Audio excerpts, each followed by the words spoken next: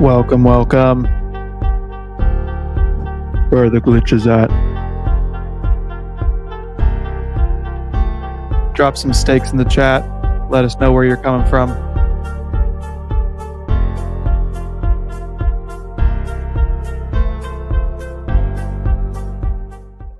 Ladies and gentlemen, today we have a very, very special guest. Steve Tan is in the house today. Let us know where you guys are coming from. I'm very interested to see. We got Arkansas in the house, Clayton from Arkansas, glitches all over the place, Tanner. John Lee is here. Let's see. We have California, Gio Rosso. I'm in California as well. So your sky probably looks a little bit like that right now. We got Toronto, Chicago, Panama, UK, Florida. Oh, UK, you're up late. Oh, we got Germany. Dang, you guys are up late. Man, Steve, you're a popular man. Well, Steve doesn't need much of an intro. We're going to dive a little bit back into his history, into how Steve got started into the game, and then we're going to dive a little bit into communities, into how he built a community in the past, and then how he built the current community, and dive a little bit just into community. But we want to know a little bit about Steve for people that don't know who he is yet. But without further ado, I wanted just to bring him onto the stage. Steve, my man, how are you doing today? Doing well, thank you, Zach. How are you?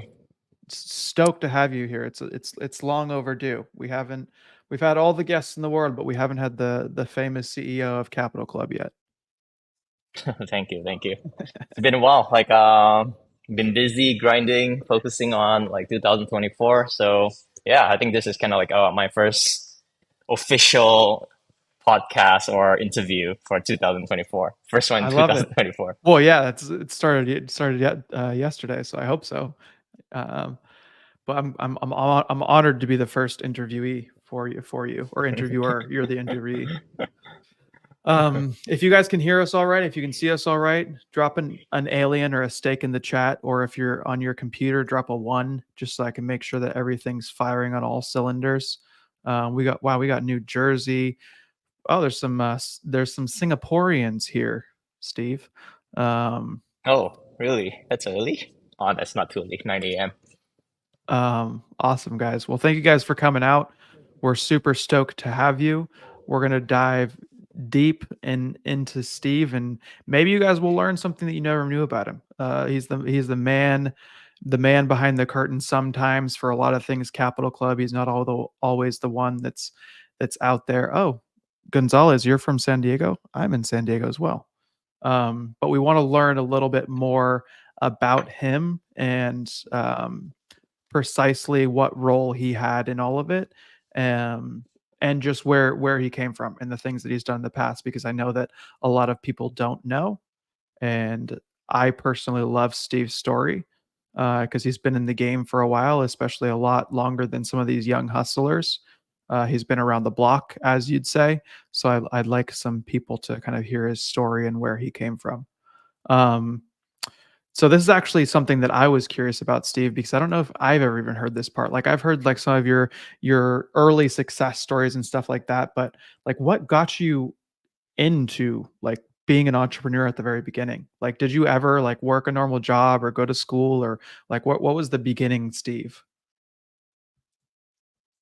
I think the beginning is still the same with I think most people. I was in college, but it was really hard during then for my mom to kind of put us in college, right? So I was a little bit guilty because we don't our family don't really have much money at the point of time. I think this was in early 2000, right? So it was by luck that my mom went to China to kind of try to explore opportunities there. So being the good son myself, and of course, I know there's a lot of opportunities in China. So I kind of felt it might be potentially cool to kind of pursue my college there. So I went to a university called Nottingham University. It's a UK university based in China, which was Hmm. kind of new. The experience was great because as a foreigner in China, in China University, you have a lot of privileges, right? You get a lot of access and whatnot. But I think it also opens my eyes into like how crazy hustle like Chinese people are in China, right? So when I was there, I kind of like saw the whole culture is really different from Singapore. Like, like it's kind of typical in Singapore. Like even though Singaporeans can really study pretty well, I think it's like still really competitive. Like Hmm. most of the top people in Singapore. Give me 1 second. I think someone just called me. Sorry. All right. No. So I think the competition in China is like really strong. So I was kind of lucky when I was there. I was trying to pursue making more money for my college days. And the primary reason why I got into entrepreneurship is because I've no money. I think that's kind of like the cold hard truth. Like you have no Right. money and trying to make ends meet, right? You're trying to make more money. And that was kind of like how I got into like trying to look for internet marketing. At the point of time, it's not anything called digital marketing and all. It's plainly internet marketing, right? So I think my first mentor online at the point of time who was the most famous is Cory Rudel, super OG, OOOG. Like he unfortunately he passed away at a really young age. But that was kind of like the first book that I bought, and I kind of got into like, hey, we can make money online, right? But I tried pretty much everything from softwares, affiliates, ClickBank, ebooks, tried pretty much everything, and like none of that really worked for me at the point of time because like Hmm. I can't be an expert at a point of time because like I don't know what to teach, right? I don't know Yeah. anything. I'm just like I'm in the middle of school, so I came across a course of like an eBay course, so I kind of bought that as well. I was so poor that like with things that I buy, I can usually like I'll have to refund it because like I have no money, right? I'm basically using like my every single cent. But that didn't put me off with like the education side of things, which is why I think education is really important. So that eBay course was what changed the whole trajectory and why I got into e-commerce and whatnot. So when I got into eBay, like my first month alone, I made about 40K. And it was like my first like cold hard cash that I start seeing in my bank accounts, right? US dollars, never seen so much money. And I was like, fuck, like, like making money online is actually real. Like, Hmm. and when I start seeing good results and I started comparing what am I getting out of like a college, right? What am I getting out of like, studying, writing essays for like God knows what topics, right? So I quit my college after like 4 months into like international business. So that was kind of like how I got started with my entrepreneurship. Wow. That's crazy. And so what was you went into eBay first. Yes. I remember slinging stuff back on eBay back in the day, not nearly at the level that you were doing at. Mine was more like, "Oh, I'm gonna buy a video game here or a console and then I'll resell it for a little bit more," type thing. Like what I was doing was a joke. But the way that you got into it, you saw the opportunity there and then you tried to make it into a business, right? And what was that mindset shift of like, "Oh, I can make some money," to, "Wow, I can actually build this into something big," because that for me, for example, that took me a long time. Like I didn't probably get that business shift until the first Capital Club mastermind that I went to in Tulum, where I was like, "Oh, I don't have to be a freelancer. I don't have to just make some money off of my own time. Like I can hire people and have them kind of do it for me," type thing. When did you get that mindset shift? I think this goes before even going to college. I was kind of like I would say like what most people would say, a bot, right? Or kind of like a nerdy glitch. I was a nerdy bot, right? That plays games 24/7. I'm a gamer, right? I play games Uh-huh. 24/7. But I have I'm very competitive when it comes to games. When I'm gaming, I want to be the first or at least the top 10 people in the server, right? Right. Good weapons, good gear, like kill bosses like nobody's business. And that was kind of like my focus. And the funny thing is like, all Singaporeans are supposed to they have to go to army, right? Army, you have to go like two and Right. a half years. Mandatory, you can escape. If you escape, you can never go back to Singapore. So I was a gaming addict during that period of time because when I finished high school, so Singapore system, you have to finish high school and you have to go to army. After army, then you can go to college, right? So when I was waiting for army, like I kind of got into like playing games because there's literally nothing for me to do, right? Hmm. So I think my biggest shift, like in going from the virtual to the real world, right, was because of my mom, right? She was kind of like she lost all hope in me and Evan, like like she was like, hey, like I don't see any hope in you and Evan. It was kind of like her last straw, like she was like finding me gaming 24/7, and I think it was Chinese New Year, like it's kind of like Christmas for like for Western culture. Right. So I think like I didn't like have dinner with my mom and Evan. I took all my meal. I just went straight to my room and just start cranking out training my character, right? Uh-huh. Maximizing like my character levels, improving the levels so that I can rise in the ranks in the virtual like server, which was pretty stupid at the point of time, which I didn't realize.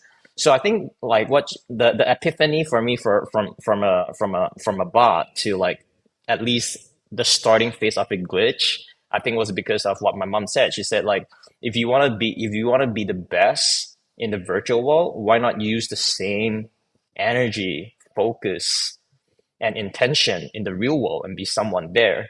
And there was kind of like I don't know, probably at the point of time it was kind of like a big epiphany for me. So that was the Hmm. kind of the first catalyst, like to kind of push me. I was like, oh shit, like what am I doing with my own life? Why am I putting so much suffering on my family? Like where's my future?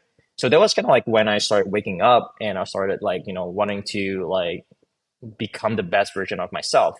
But it was kind of like a very rocky road because like there's really like internet wasn't like super like open at the point of time. There wasn't like just free flow information everywhere, like Hmm. in specific industries like drop shipping and all these different things.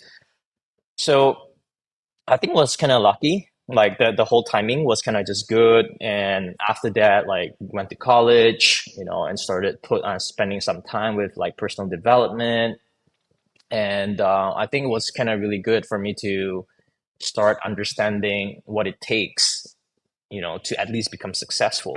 So I wasn't really planning to go big. Like, as I was reviewing some of my goals in my younger days, like I was just joking with Evan the other day. Like, if I have those goals right now, if I'm making those kind of money that I'm making, like right now, I'll probably be crying because like those goals were set so small, right? That time I'll be fucking happy if I'm making 100K a year, right? Like, Right. but it's still, I mean, it's still good money, but like, I mean, times have changed. There's so much different ways. There's so much passive income, right? There's companies that I don't even get involved with, and I get 100K paid per year just from dividends, right?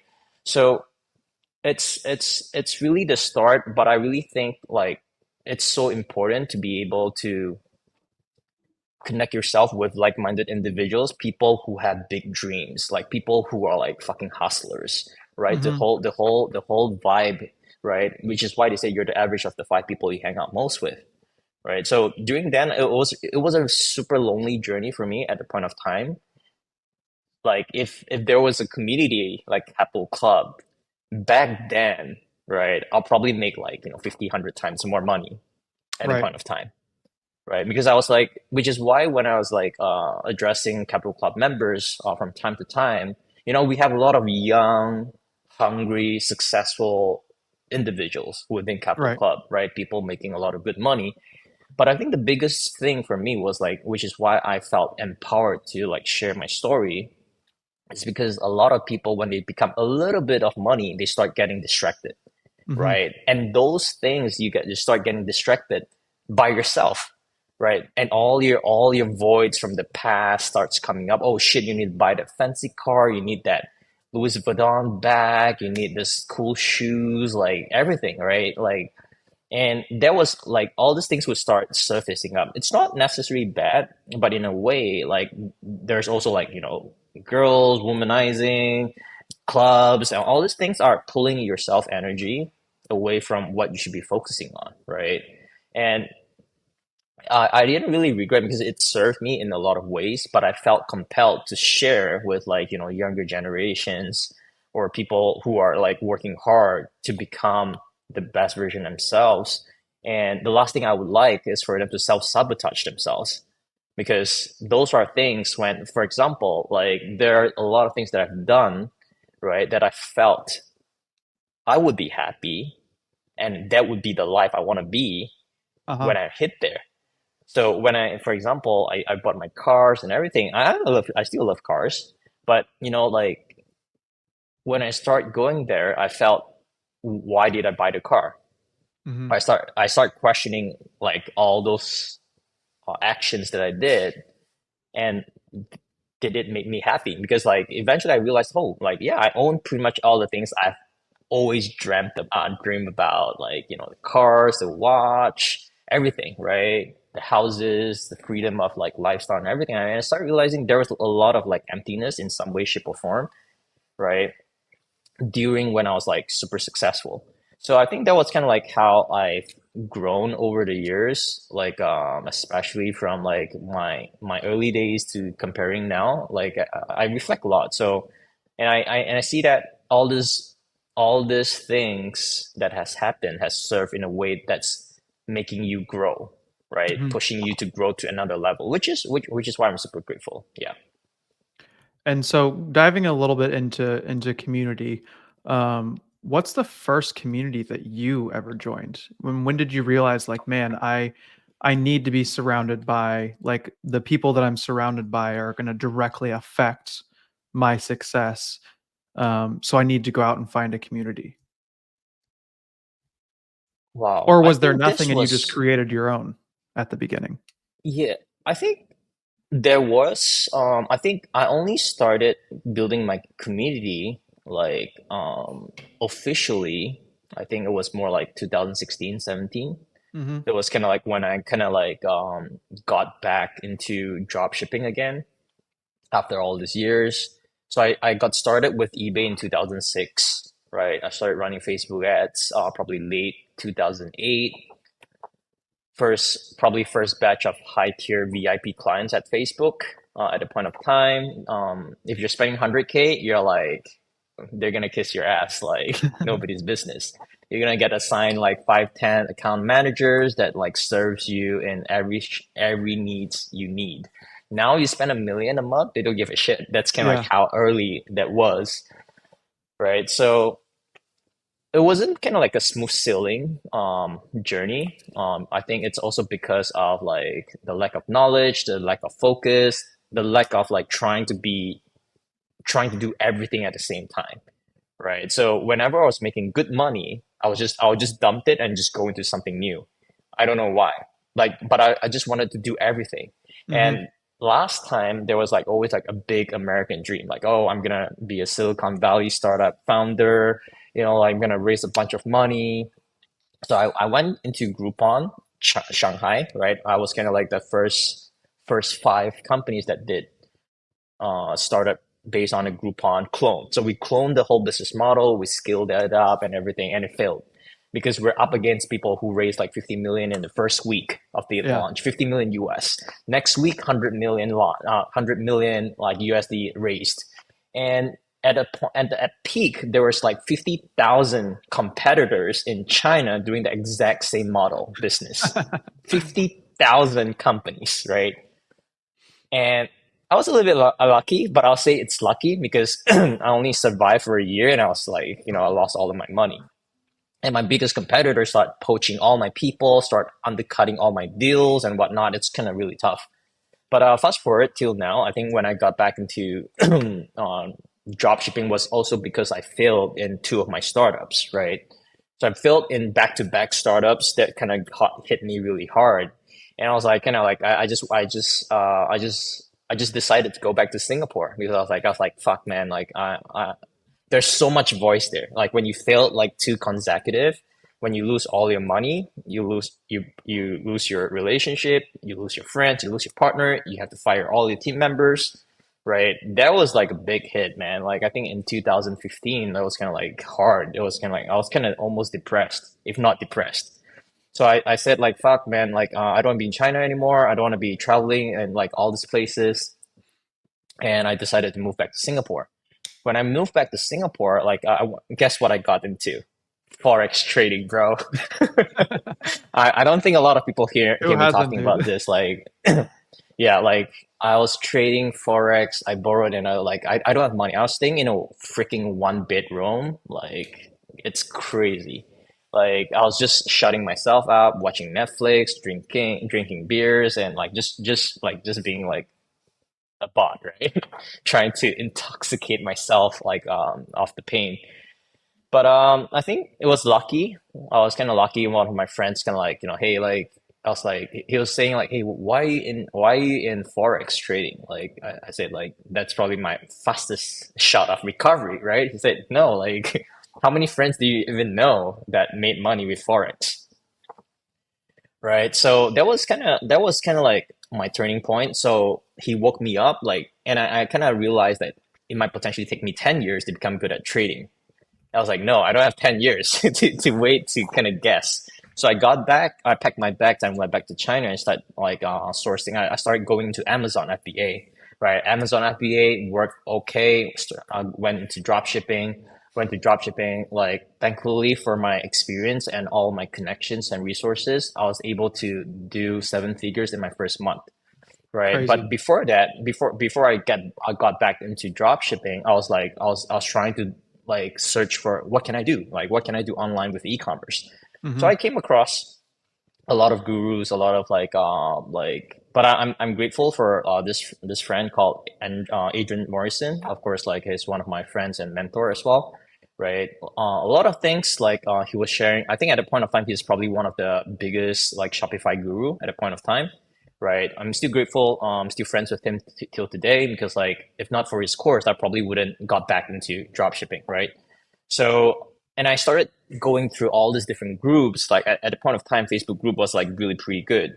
So I started going into like man, I started seeing like people doing like 50K. I think the maximum at that point when I got back was 50K. I was like, fuck, if I can do 50K per day, it was like they'll be like amazing. And but there's an approach when sometimes people see people doing bigger numbers. There's either jealousy, there's like they don't believe it, or they're like, oh shit. Like for me, my perspective is like, fuck, I'm gonna crush this guy. I have to win this guy in a friendly way, not like destroying him in a bad way. Right.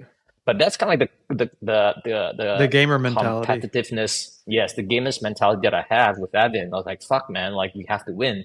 And within like, so I was messaging this person who posted his screenshot. I was like, hey, like how do you do it? Like where you're from? Trying to build relationship, right? But no one gives a shit at a point of time when you're a nobody, right? No one replies your DMs. Like if they do, like it's just like yes or no or whatsoever, right? So 2 weeks later, after messaging him, like I broke his record. I started doing like 56K, 60K days and all that. And then I started posting my results on the group and I started sharing like, how did I what did I do? Like how did I get there? And start sharing exactly what I did. Like no nothing held back, right? In a long Facebook post. That was kind of like my first experience like sharing like as a community. But Uh-huh. one of my friends said like, hey, like, you're providing so much value, like people likes you. And I was like, yeah, cool. Like, that. And when I started getting into that, I realized a lot of my posts were being deleted, right? It was being deleted by a lot of like, gurus or group Yeah. owners because I was getting so much attention, like, and my results were like so much bigger than them when I was Yeah. crushing like my big days, right? Like, a lot of people would know like my 360K day, right? But a lot of people don't know that's just one of my stores, right? I have a lot of more stores that like a million a day. It's not like really uncommon, like especially with like BFCM days. But like when I started sharing the 360K day, like, oh man, all hell breaks loose. Like people's like, oh, you're a fraud. Like, it's a scam. Like nobody could do that kind of numbers. Like you're an idiot. Like why do you want to like puff up your ego so much? Blah blah blah. All this thing starts coming. And I was really pissed. And at a point of time, I wasn't as composed as I am right now. Like there was a lot of growth this few years. And I Yeah. was like fucking pissed. I was like, fuck you guys. I'll just turn on my laptop, do a live stream. Immediately live stream, show you the stats. We go through every single counter, we go through all the orders, and like people just shut up, like, fuck, is this even possible? Right? How did you do 365 or I don't know, 360K in one day? But after that, you start seeing like people now start sharing, like people like yeah, there's people that's doing big numbers, right? Even this BFCM, I think a few of our members within Capital Club did like pretty big numbers too, Yeah. right? So it's really a mentality shift for people like who's never seen such a big number, right? And being able to kind of integrate that into the business. Yeah, so I think that's kind of like what really helped. And I think across the years, I think with the mindset of always willing to learn, like, I I love to give credit to people who I learn from because like I don't Hmm. believe that you can learn everything yourself. And if you're humble, 100%. you need to be grateful and like, good energy spreads, right? Like there's no point in saying, oh, I learned all this myself. Even though I've Right. learned a lot of things, like I learned like a lot of my Facebook things on my days itself, but I still went through like a lot of different courses. Like, I went Yeah. through a It lot all of stems courses. I from studied a something. lot. Yes. So I think that was kind of like the turning point for me, and super grateful to be able to like, start sharing value in a lot of groups. But the turning point was when a lot of my posts was being deleted for no good reasons. And I started feeling like, what the fuck? Like Yeah. why I'm trying to provide value in your group, but you're trying to nerf me in some ways, shape, or form. Yeah. But my reputation started being like there was a big growth in my reputation after I was super transparent about like, people were digging my past, like, oh, this is Steve from like the old days. Like, so I have a smartwatch. I have a smartwatch kind of like startup like in 2012, which I raised about 1.5 million from Indiegogo. I was super proud. I was super duper proud about that project, right? Because like there was literally like less than 10 projects that raised that crowd funded over $1 million, and we were one of them. We were one of the Yeah. top projects. But it was really unfortunate. I was young, like I don't really know like how to vet my partners. Not a lot of due diligence was done. It was more like, hey, like, oh, you have such experience that let's become partners, right? So it was kind of unfortunate. Like people start digging into my past, like, oh, like, he has a failed Indiegogo project, and, like, and all that kind of bullshit. And it was kind of like, and I was like, fuck. Initially, I was kind of afraid. I was like, shit, what would people think if they found out like Steve has a failed project? But I was like, fuck, man, like who doesn't fail as an entrepreneur, right? Right. All this, like, we don't see failures as failures. We see them as lessons that make us better and push us forward, and being able to integrate all these lessons and being able to transform your business, right? So I went super transparent. I wrote a super long post. Was never a writer, but I'm not sure why. Like it just got to me at the point of time to, can I write, and just being, I think it was just being authentic, right? I was just like, Hmm. hey guys, like, I've been in e-commerce since these days. I've been doing 100K months like since 2010. E-com is not new to me. It's not like brand new, Right. right? And the results that I have is a reflection of the consolidation of experience, network, and resources and hustle that none of you guys see from the surface, right? So as I went through super transparent, I went through like, oh, what did I do? Like, and I posted like, there was a Medium post I wrote like 10 like 15, like I don't know, 10 20 15 years ago. I call it the rise and fall of Krios. It was kind of pretty much all my experience, like what happened to the Indiegogo project. It was super transparent. Everything was like open source and everything. And people start understanding, oh shit, like this was actually like Steve actually has experience before, like, I mean, all these gurus start selling courses. Like who Right. was selling, like who was even talking about dropshipping in 2008? No Yeah, one, that's the right? crazy thing that they were like deleting your stuff, but like you weren't like pitching your own community or No, selling your I, own I course or wasn't. anything. No, there was no course. There was no, I don't have my own group. Like people, they were just like, I think, like, I would understand, like it's their own group. Like they felt there was too much, like, so they start saying, oh, no screenshots. But mine was always like value post. Like it was always Uh-huh. like how I did it. Like it's not like, hey, like, it's not like show off posts, Yeah, right? like, It's oh, people look who what like, I did. oh, yeah, yeah. Like it's not like that, right? So I was a little bit offended in some ways. So one of my friends said, hey, like, so I was kind of like bitching to my friends, like, hey, like, why are these guys doing what they're doing? Like they say, oh, they're probably jealous, or they're jealous of results, or they just don't want you in their group. I was like, okay, sure. So I created my own group, and I posted my transparency post within the my own group, and I was like, hey guys, like this is who I am. Like if you guys resonate with my journey as an entrepreneur, like please stay. If you guys don't believe what I say, you guys don't trust me and whatever, like the door is here. Like please leave. Yeah, I like there's you don't need to come to my group and start the and like that was kind of like the turning point for my group, and it started going like 0 to 10,000 people, and people start talking about it, and people start adding people, and I think within 3 months with no marketing we grew about 50,000 people, crazy. right? So like it's just pure organic, right? There's like And was that was a there's free nothing community? sold. Yeah, free community at Okay. all. Like a lot of my things that I built, like I would say this is like just by chance, right?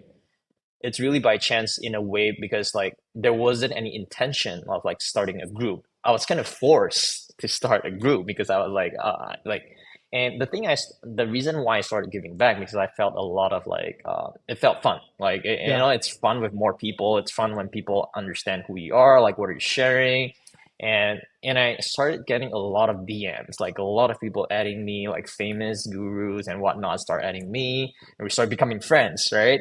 So that was kind of like I was like, oh, cool. It definitely gave me a little bit of leverage, right? In getting more information, connecting, Hmm. and of course, you make a lot of new friends too, right? Be it positive or negative, right? I think that's a different subject, but I think at the end of the day, as long as you're net positive, like from all the connections, growth, lessons, and whatnot, I think that's good. So whenever I crash hard, but I realize every time I bounce back, it's always the higher high than the previous Hmm. high, which is great. Like as I was observing that, it really gave me like a morale boost. I was like, okay, something, whatever we're doing here works, right? Even though it took long, it wasn't a smooth journey, right? I mean, if I compare myself to like the young people that I see inside my groups, like our groups right now, I would say my journey is kind of tough, like tougher, because there isn't a lot of options. There isn't a lot of like, Stripe. There's no Stripe. There's Yeah. no like PayPal. There is, but it's kind of a pain in the ass as usual, right? It's kind of like all these things. You don't have a lot of options, right? So yeah, I'm just like, I mean, as I was sharing the story with you, and of course looking back, I think it's just amazing how far we've came.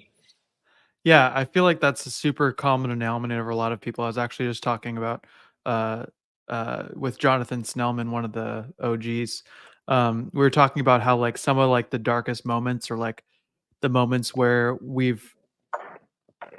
even if we've had success in something, we have like lows and dark moments. But after those are over and after we've overcome those, it's made us strong, obviously, from that, because hard times create hard people. But that's also when we've noticed that we've had the biggest projections forward of like, wow, that's when we've done the best, right?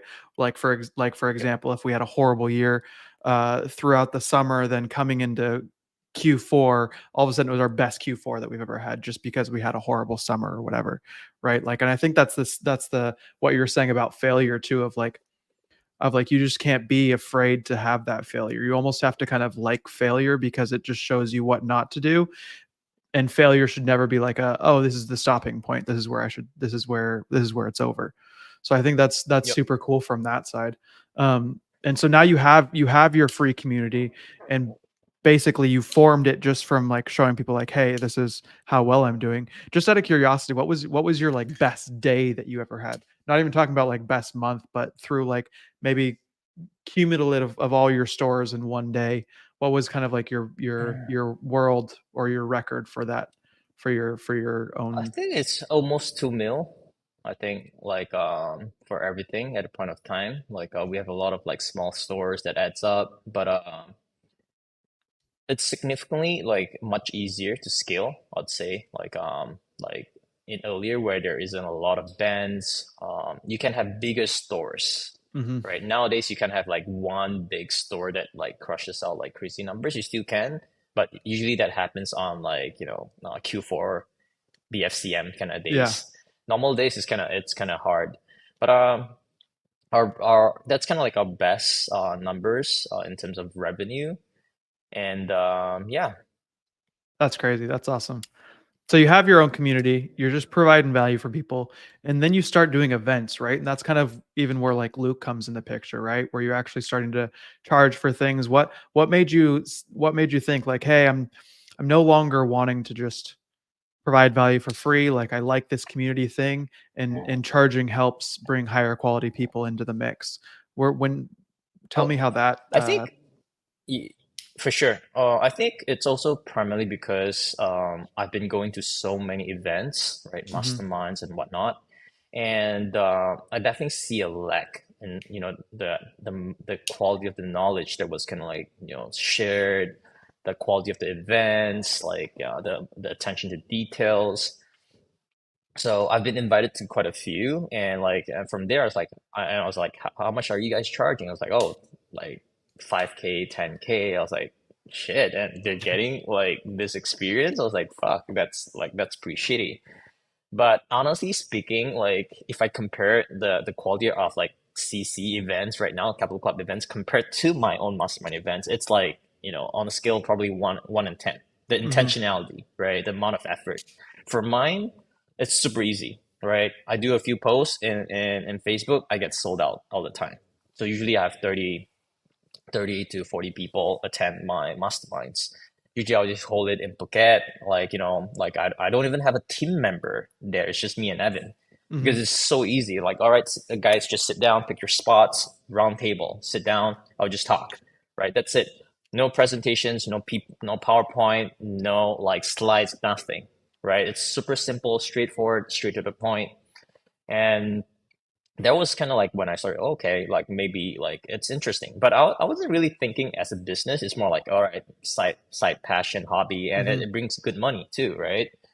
So I think at a And point you of meet good time, Luke, people and you network and yes, like yeah, for sure, for sure.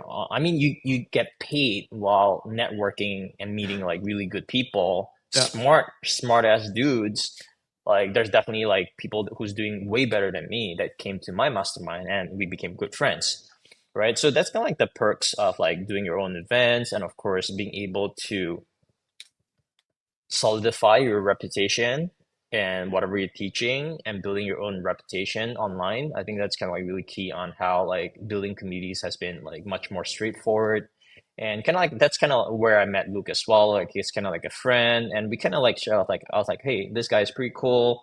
He looks like my youngest self. Like he is like has a crazy hunger for success, right? And super smart, super hungry, and really, really good. What's that? He's a very good closer in some ways, like because he used to Mhm, knock on doors and whatnot. And I was like, bro, like I think you have a lot of potential. Like you definitely have to pursue something that's really authentic to what he is because he's a really good speaker, right? So I think and I invited him to my mastermind where he came as a guest. That was kind of like where he got connected with Mark Joyner as well. Like I invited quite a few friends there. So yeah, like he made. I think a lot of people there made really good connections because everyone there was doing at least like multiple seven figures to eight, nine figures. So I think it was really good for us to play a part in so many drop shippers journey and help them scale hard and build their business from this. Some of them exited the business, but a lot of them use drop shipping as a stepping stone to mhm. start building brands, agency route, different options, right? So, but it was a fun journey when I was drop shipping. So then fast forward to Capital Club, because obviously during that time you weren't. I mean, you were doing some of the masterminds, I'm guessing, right? But you weren't highly focused on community like you are now with Capital Club. Am I correct in saying that? Yeah. I was pretty much focused on crypto at the point of Mhm. time, right? I was very heavy into crypto. I mean, nobody would complain like fast, easy money, right? Everybody would Right. love like, especially when I was in the first cycle, like some of like it's so common to have like 100x, Yeah. 200x, 300x, right? And when you start seeing those kind of money like in huge, huge amounts, I was like, fuck, what am I doing with e-commerce? Yeah, You know like what I it's mean? 100K days, that's So dumb. yeah, it's like it's With a nothing, right? 20% profit margin. So I invested in one coin like 100K and it went up to 10 mil. I was like, okay. I was like, fuck ecom at a point of time. So I was telling all my guys, all the people that came to my mastermind, I was like, dude, you guys should definitely check out crypto. That was like the first cycle, right? And long story short, went through two cycles, like was kind of like just chilling. I think I was just kind of like chill. I wasn't really going hard and expanding like new businesses and whatnot. Everything is kind of like set in stone. I have great partners, and yeah, that was kind of like when Capital Club came by. Like Luke has been kind of like sharing this opportunity with me for like a couple of years, but I was just kind of like, no, like bro, like I just want to do my crypto stuff, you know. So that was kind of like a while, and I think it was kind of like a good timing as well when like we sort of reconnected when I was kind of visiting US at a point of time, and we kind of get reunited again face to face, and we started talking about it, and he was sharing with me like his big vision for Capital Club, and I was like, dude, like I mean, this sounds pretty cool, you know. And that was kind of like when I joined forces with Luke and started playing a part with Capital Club and yeah, scaling it to where it is today. I think we're still in like super early stages, infant stage, I would say, MVP, like with whatever like we see right now. So there's a lot of like new products, features, value that we're building to can I really build this for the next what rest of our lives, and building it as a decentralized platform whereby we would be able to like because I mean as part of our brand ethos, right? We believe in decentralization, right? We don't Mhm. believe in like everything consolidated by centralized banks, governments, and whatnot. I think it's just part of our culture, right? Which makes a lot of sense with the route that we're working towards too. But I think it with Capital Club, it's really super inspiring because like I found a lot of like values within Capital Club that it's in sync with mine. It resonates and it's in sync. It's the same way I approach my life, and which is why it's like despite being such a tough project, I don't think it's an easy project compared to a lot of my more chill stuff, right? Um, I'll definitely say like the experience and everything has helped, but it's also pushed me to a different level, right? And I think it's good to understand that because as life gets comfortable, right, you get complacent. Mhm. You get you I wouldn't say you get weak, but you get slow. You get like You get you softer. procrastinate. It's like okay, yeah, like you don't really care that much. Like oh, like you procrastinate, for example, oh, should I buy this coin today? And I'll buy tomorrow. And then you see, oh shit, it went up 3x. It was like fuck. Right. And opportunities like that, right? So I think it's a really good like learning phase for me myself as well. But yet at the same time, we were able to connect with like people like a lot of our OGs, like yourself. A lot of our OGs are all people that we have met already a couple of years, and truly trying to build something that's like truly unique in the space, and being able to change more lives, right?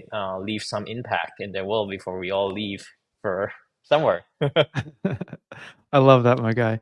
And this might be kind of a broad question, but just diving into the topic of your expertise with community, what do you think are the key factors to have a successful community? I think understanding your brand positioning, like what are you positioning at? Who's your target audience, right? I think when I started out, I didn't really have any thoughts in that, right? So I don't really know like what kind of content should I be shooting, right? It's more like just throwing something like there and seeing if there's a reaction. So so I went back to the basics, right? There's really nothing like crazy like that I did. It's more so like I studied what are people talking about in groups, right? What's required? What are people hungry for? And am I able to fulfill or provide those value? If I can't, I'll find somebody to interview, like Hmm. to interview so that I can bring value to the group. But as I started sharing more and more without any intention of like getting paid in return or whatsoever, like people would feel that, right? Because a lot of people they do content for the sake of like, oh, for getting lead gen, if they want to sell something, they wanted to prospect people a little bit. Those are great, but I think people seeding, right? They seed too much. If you see too much to a point whereby people feel it's not authentic, or oh, this person, I know what's coming at the end. If people are able to guess what you're gonna say in the last few parts, it's I wouldn't say it's game over, but you kind of like you know how people are. When people starts paying you for something, they would have a sense of like, oh, like I'm your boss, Hmm. like even if they paid you like $1, like, hey, like answer me when I'm talking to you. Like they Yeah. started become demanding and all that. I was like, come on, like take your money back. Yeah. Like kind of like mentality. But I think if you, I when I go back to the basics and I always try to give value, give value, give value, without pitching, without anything. I think people just understand like fuck, like what is this guy up to? Like why is he doing what he's doing? And people start sticking around and I start recruiting a lot more like group moderators who wants to be part of the like a group and start sharing value to the moderators as well, super helping them. We have our own like monthly calls whereby I sort of coach them. So I've got a bunch of like moderators who's like super aligned with the brand of the Facebook group, and I think it just got a little bit boring eventually, right? For me, I think I'm kind of ADHD and I kind of like ideas all over the place, right? I always like the new shining object thing, Yeah. and I just kind of don't feel like managing that anymore. Like I don't really like I can just like I don't want to do that anymore. So I'm grateful for that because I'm able to choose what I kind of like doing, and I think across this few years I'm just kind of like polishing what I like, what I don't like, what's aligned, what's fulfilling, what's fun, right? What's something that I wanna what's something that I would do, like even though like I don't have money. I think yeah, Capital Club truly has stood the test of like challenges and time. So definitely gonna be building this for a long, long time. And I think the vision is really to become the biggest decentralized entrepreneurial club in the world. I think through that, like there's going to be way more things we could bring onto with the kind of like with Capital Club. I see it more kind of like how I started, right? When I started, no one talks to you because you're small, you're alone, right? But when I have 100,000 or a million entrepreneurs behind me, I was like, hey, do you want our business or not? If you don't want it, I'll take it somewhere else. I can go to banks, I can go to governments, and grab good deals for the club, which is like, deal flows is something that I'm most passionate in. That's kind of also how I got into like a lot of my investments, deal flows, partners and whatnot. And I'm just looking forward to like scaling this with Capital Club because I know the amount of value we could bring through the club to our members is just like crazy. Yeah, absolutely. And yeah, I mean, you said it best yourself. I think one of the things that I've noticed from your story and just listening to you is that a lot of people go out there after, man, and I see this on Twitter all the time, especially with how Twitter is right now. I don't know if you spend a lot of time on there, but people will, in the agency space especially, people will like get their agency to like something even like nothing crazy, like 10K or even like 50K MRR, and then all of a sudden they'll go out and start like starting their own communities of like how to grow an agency, and like be like, hey, I'll do your lead gen for you on how to grow an agency. And I think one of the things that people crave is not only like authentic people that are like showing their numbers and being like, hey, this is what I'm actually doing, here's the proof, here's the live stream, and then this is exactly how I'm doing it, right?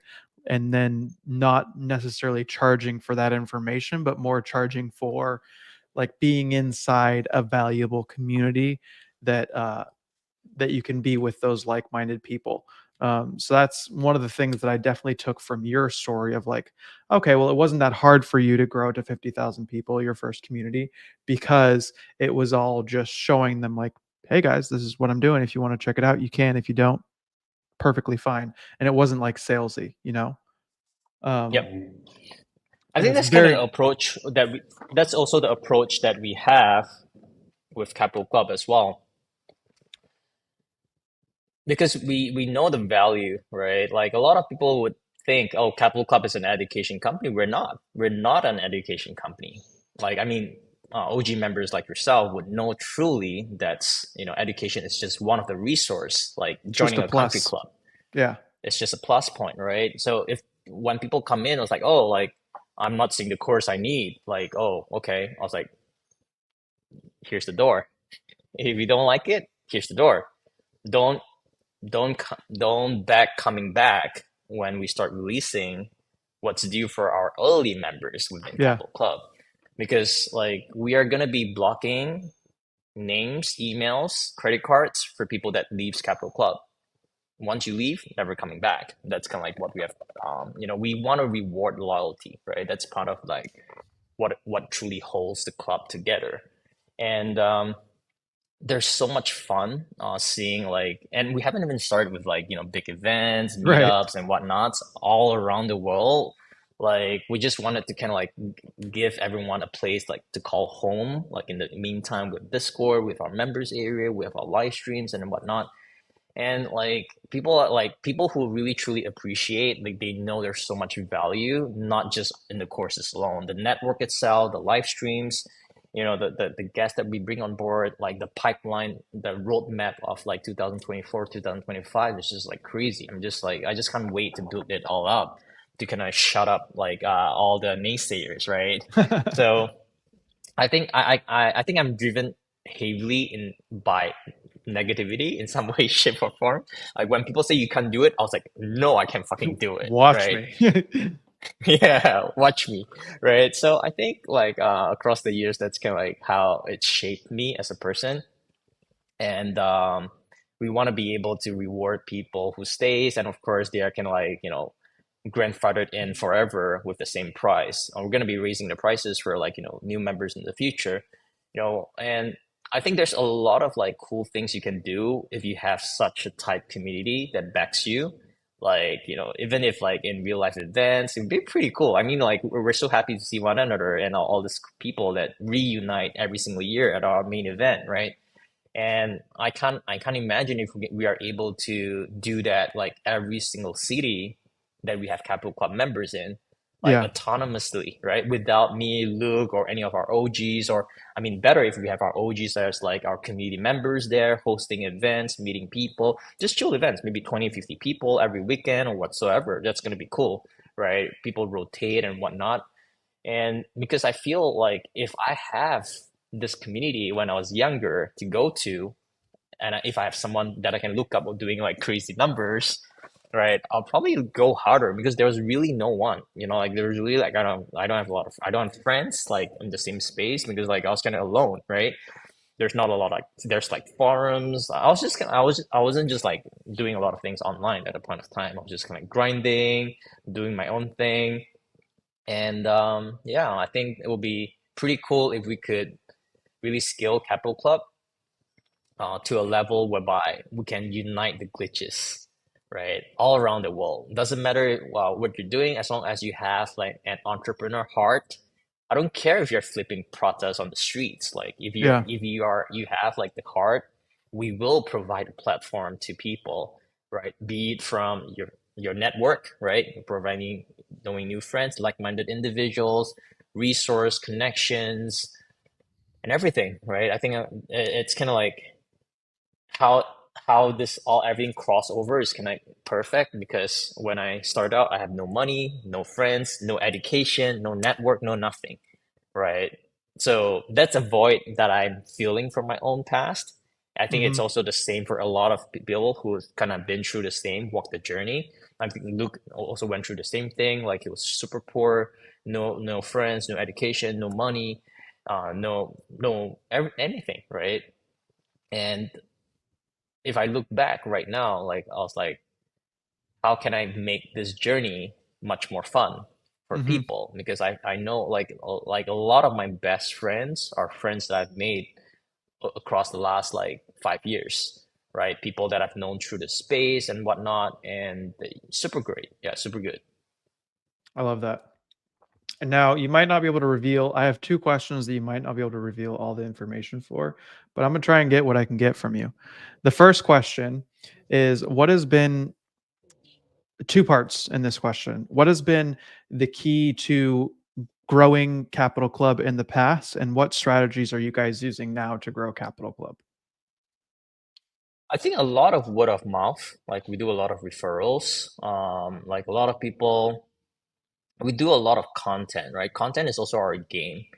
I think distribution, content, marketing, word of mouth, it's kind of all our primary strategies, right? We focus a lot on content because like Luke provides a lot of value through his short form content, his vlogs, his podcasts, his interviews, and we use that to kind of redistribute, right? Redistribute more content, more distribution. So if you look at it,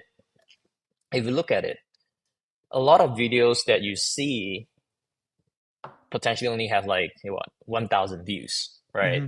from one account. But you look if the whole dynamic with short form content is changing compared to long form content because long form content people are like they sit there, they watch a vlog for like 10, 20 minutes. But as we start noticing people's attention span are reducing shorter and shorter, hence why the rise of TikTok, right? And and a lot of people say like Tate formula. Like I've seen Tate formula like 3, 4 years ago in China. So a lot of people forget who invented TikTok. It's China guys, right? Hmm. And I was lucky because like I was in China, so I was able to download their China TikTok version, which is 10 generations before what you guys see right now. Even till now, it's like 10 generations gap.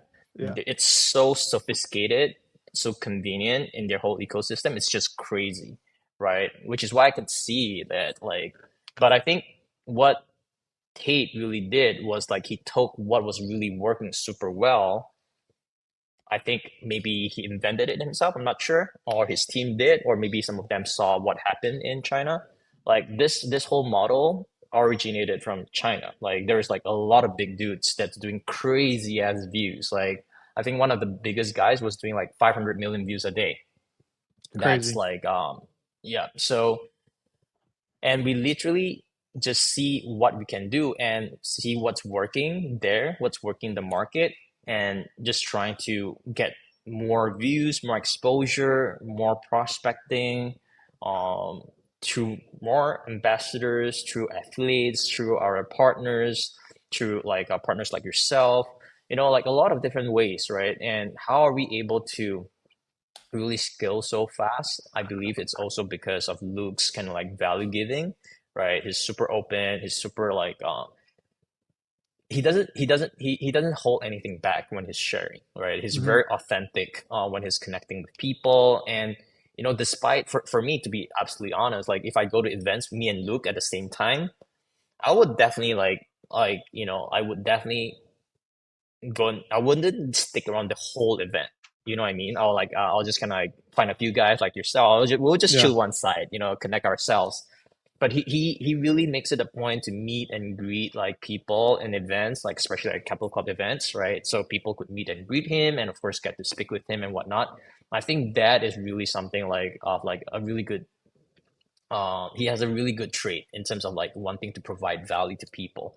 And I think as that grows, his persona online, and of course his value giving and his personality also helped. You kind of go viral if you're like boring as fuck, or if you're not a smart guy, if you have no knowledge to share, or you don't have like you don't have a character that people look up to, right? And I think whatever he's sharing, individually, Capital Club, it all resonated with a bunch of like, generation of people wanting to become the best version of themselves. Doesn't matter who you follow. Like, I don't care, right? We are all going to the same direction. I don't know where they're Yep. going, but I know they're going after the direction of becoming the better versions of themselves.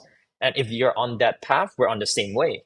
We're on the same highway, right? So that's kind of like how I think the whole distribution. I don't care what you call it, hate, China, or it doesn't matter. As long as it works, we're on the same way, and people are getting value. People are knowing who Luke Belmore is, Capital Club is. That's good for us. Yeah, that's the most important part. And now the second question that you might not be able to fully answer as well is what are some things to expect inside of Capital Club in 2024? I think first and foremost, our marketplace, right? Our marketplace will be kind of like full-fledged built out. Like it's not ready yet as we speak, but it's gonna be super exciting because I'm the one that's working with a lot of like vendors, partners, deal flow that we're bringing on board. So we're super excited on the marketplace because I think it's gonna bring a lot of value. Pretty much the marketplace itself would pay for the membership. Pretty Mhm. much. That's the kind of like standard we would want for marketplace itself.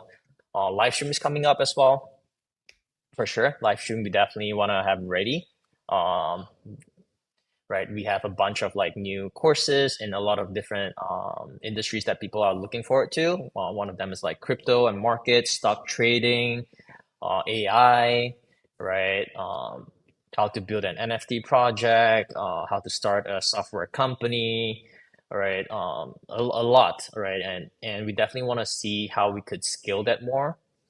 I think another feature that we want to be able to roll out in 2024 would be definitely how can we better facilitate offline meetings for people to connect, build relationships. I think that's super key. We don't want to be a club that's fully online. We want to be Yeah. like offline to online, online to offline. We want to be like the full equation. And building all this, it's gonna take time, but we're not in a rush to be honest. Like when people join, it's like, oh, like where's this? And I was like, dude, like you guys are here for a lifetime. I'm not planning to see you guys leave, especially the loyal ones, right? And a lot of things are gonna be like streamlined out across the year, like tailor it out with content, with like courses, with marketplace, with interviews and whatnot. I think there's a lot of value that we're going to be bringing onto the table in 2024 and using whatever investments that are put into the company and of course the funds to kind of build Capital Club up to the 2024 goals. I love that. That's awesome. Well, Steve, we are at that hour mark. I'm not sure if there's anything else that you were looking to mention today. I know that you do Q&As in the community quite often, so I didn't want to open it up for that. But if there's something else that you'd like to mention, feel free to. But otherwise, that was the last question that I had for you. Thank you, bro. I think truly appreciate like partners like yourself, like a lot of our content partners as well, because building a community like this is not easy, right? A lot of Hmm. people feel, oh, like just step up your brand, just launch everything. When I see a lot of like people have like obviously we can't please everybody, right? And of course we take feedback very seriously. But some of the comments that I've seen, like people saying and all that, it just pushes the team harder. They kind of like really want to build something that we all are proud of, Yeah. right? At the core team itself, we're truly proud about what we built, right? From a branding perspective, from the product perspective, from the content, from the partners, and whatnot.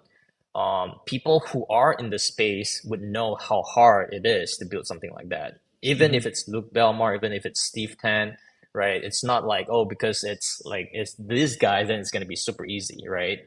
And I think what a lot of people fail to understand that, as I said earlier, Capital Club is not an education company, right? We are a community of entrepreneurs. We are uniting the glitches. We are trying to create a club that's able to unite all like-minded individuals, be it on different spaces, industries, doesn't matter, right? We're all, as I said, we're all on the same direction. We're chasing after becoming the best version of ourselves. I think when we are clear with our objective and our intention, with why we join the club, and we get clear with that, and we will know, oh shit, actually there's so much more than just the courses out there that we have within the club. And like even the money talks itself, like, to be honest, like I watch all of the money talks that Luke does with like our guests. And like usually I would like usually on when I was taking planes, I don't like to like do too much knowledge videos. I would prefer to read. But Hmm. I was flying the long flight back from Spain and not to Singapore. I was like, and I was watching all the interviews. I mean, like I was fascinated, like, to be honest, in some of the content that these people and all my friends were sharing. Because you're not gonna hear like any like people who's like really in the trenches doing nine figures a year be so open about sharing what they're doing, like, like what's the processes, how's their business, what's the takeaways and whatnot. And I believe the easiest way to learn and succeed is to learn from people who has been there and done that, right? And having that conviction and believing in yourself. I think that's super key in becoming the glitch that everyone wants to become. So yeah, thank you so much for having me, Zach. It's always good catching up with you, and of course we have a big crowd of like CC members here, and I'd love to like jump on this more often with you guys and see how I can share more value. Yeah, absolutely, my man. Yeah, I really appreciate your time and the wealth of knowledge you're able to provide for us, guys. If you're just joining us, you can watch the replay. It'll be available forever. If you're interested in seeing everything we talked about, we just delve into Steve's story and really dropped a lot of data sets for us. One of the things that I always ask, kind of to finish off with members, generally it's pointed towards agency owners, but we're just going to do entrepreneurs in general. I like to kind of ask three different questions. Um, the first question I asked is advice for um, people that are starting brand new, advice that are for people that are doing at more of like an intermediate level of maybe say they're doing 100K or so a month, and they're wanting to scale their business, scale their personal life, their optimize their health, etc. And then the last question I always ask is for people that are at a higher level already. They're doing more than a million. They're selling businesses. They're raising money, etc. What would be your three pieces of advice for each of those groups of individuals? I'm sorry, can you repeat the first one? Because I was kind of reading For, the comments there. I kind of lost my train of thoughts. No worries. The first one is brand new peeps. So people that are haven't Hmm. even made $1,000 online yet, just looking to get started, trying to figure out where they wanna go, what they want to pick up. Hmm. Should I do Okay. drop shipping? Should I do agency? Should I, whatever. Okay. I think for people on that stage right now, I think education is freedom.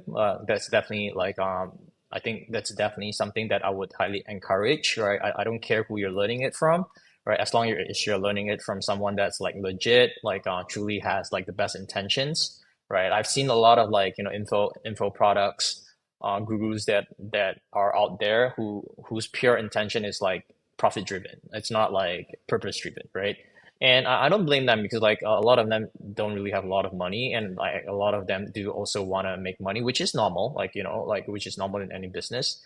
But I think it's really good to learn from someone who's like been there, done that in a Mhm. legitimate way. Like it's not like fake screenshots, like just BS, networking events and whatnot. There's a lot of people who did it through this way, which like people in the space would know.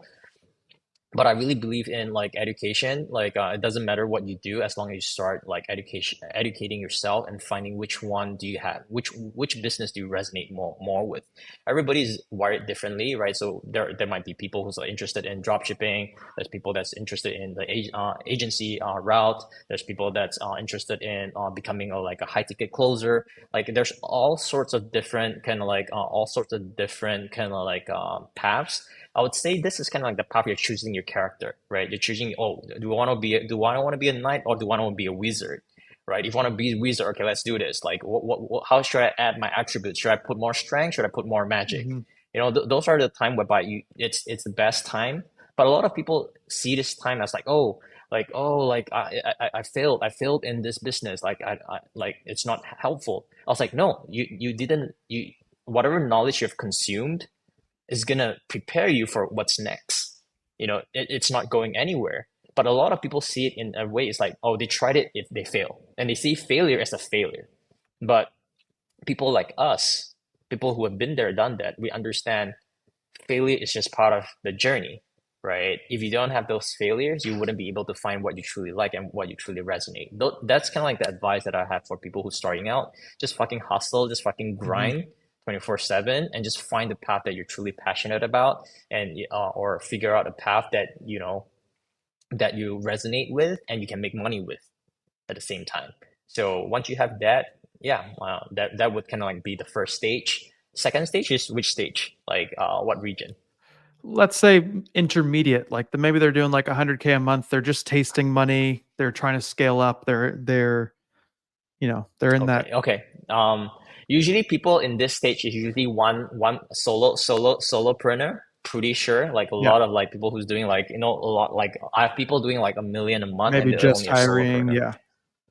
Yeah, so like I think during that stage is the best time to reflect on yourself. Most people during this stage have trust issues. They believe that they can do their job the best.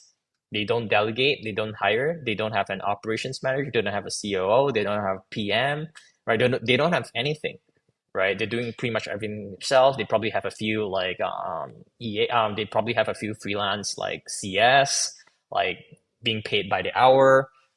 They're running the business like a hobby. So the first thing I'll tell them, people at this stage, fucking wake up. Like you're running a fucking business. Like Yeah. stop treating it like a hobby. Because if you're treating it like a hobby, you're gonna get hobby results. Right. So like as I said, like a lot of people that came to my mastermind in the past, after the mastermind, they double, triple, or quadruple, or even 10x their business. Because it's not that they don't have the skill sets. It's just that they didn't have that awareness of that, oh shit, this is possible. And when you show someone, it's like, for example, like the marathon, right? Before I heard some stories like, in the past, like somebody couldn't climb the mountain in X amount of time, for example. But then every year there's new people breaking records because that person would say, oh shit, this person did it. And that person would say, oh, this person did it. And when you start showing humans the possibility of what's possible, people would start, doing that. So yeah, like that's kind of like what I have for people in the second stage. Third stage, what skill again? Sorry. Advanced, like real advanced, raise like doing private equity, raising money for projects, making more than a million a month plus. I think during that stage, like usually people doing at that volume has a pretty sophisticated like ops team. Like that's 100%, right? They have a back end team that supports the business like nobody's business, right? Like if you say someone that can run a million couple of multi seven figures a month without a team, that's almost impossible. Unless different niche. For ecom specifically, there's a lot of like backend logistics, customer support, procurement, shipping, inventory, media buying. Oh man, tell me about it, right? Compared to crypto, like fuck, it's a lot of work, right? So for people at that stage, is really seeing how you could scale faster, harder, and multiplying your wealth by diversifying, investing. Like a lot of people that I know, a lot of my friends who made a shit ton of money was in crypto, but before that they were in like, agency, or they were in building brands, they're doing drop shipping, they're running athletes, CPA stuff, and all these different things. So I think at this point of time, like it's really being on being able to see it at the very macro level in how you're able to scale your business to the next level, multiplying it. Yeah. Awesome. Well, Steve, thank you very much for your time. I value it, and I appreciate you taking this time to come and talk with everyone and share your wealth of knowledge. Obviously, you are the CEO of Capital Club, and the value that you provide to all the members and what you've done for this community, building this community. We could never thank you enough for that either. So I appreciate you for both of those things, especially when you yourself could make plenty of money elsewhere in like crypto or something, and you're in taking this endeavor, this very very difficult endeavor of creating a community in a very selfless and humble way that will, you know, shape many many lives. And so we do appreciate that on behalf Thank of you, all the Zach. community. I appreciate that. Thank you. Thank you for the kind words. I'll see you soon at Yeah. CC24. Yes sir, yes All sir. right. All right, Thank you, guys. thank you, Thank you so Steve. much. Thank you guys so much for coming today. That concludes our session. We're about 15 minutes over time, but I wanted to just make sure that you guys could get all the value that Steve had to provide for us today. I'll keep the replay up so that you guys can watch it if you're missing, if you're just tuning in. So feel free to rewind that sucker and take it all the way back, going from Steve's story all the way from the very beginning, literally dropping gems every 2 minutes. Take notes, guys, rewatch this. What the value that Steve provides just from his story and what he's been able to do is different than pretty much most gurus that you will see on YouTube. And the reason for that being is because he has been in the game for a while. He hasn't seen a quick success in like the past 2 years, and this is just what he's teaching from.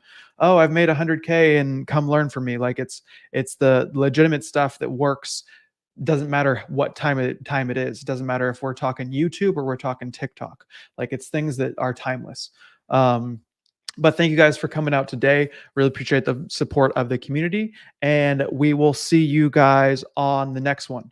Once again, we do about 4 of these a month. I think we're doing 6 this month, so we're doing extra. Last month we did 8. But once again, many of you will watch, and very few of you will actually listen.